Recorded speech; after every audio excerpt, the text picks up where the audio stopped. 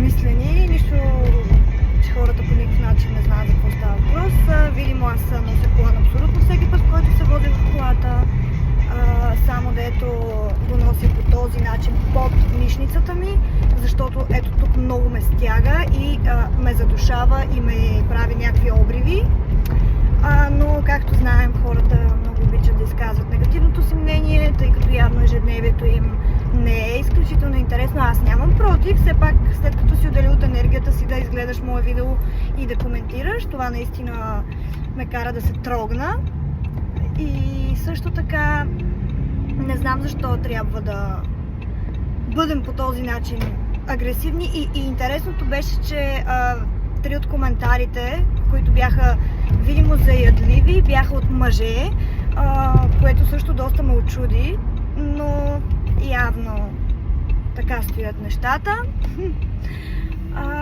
И това е, исках да кажа това, защото може и повече от хора да се чудят аз дали нося колан. Нося абсолютно винаги, в който се кача в колата.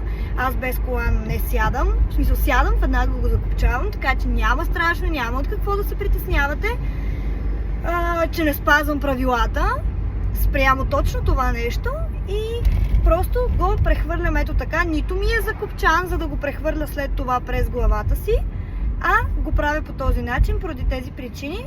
И също така карам с фарове, карам с книжка, с гражданска отговорност, с абсолютно всичко, ако някой се интересува дали наистина спазвам правилата. И много се очудих от факта, че се защитават правителствени коли, които карат според мен лично извън правилата, тъй като това е някой депутат, който или някакъв там от министерството, някой, който е решил, че е над закона, но явно много от хората са окей с това нещо. Няма проблем, изразявайте всякакви гледни точки, аз изразявам моята, ако нещо не ви харесва, просто не го гледайте. И така, това беше цялата идея. Пожелавам ви приятна неделя и бъдете здрави! Чао!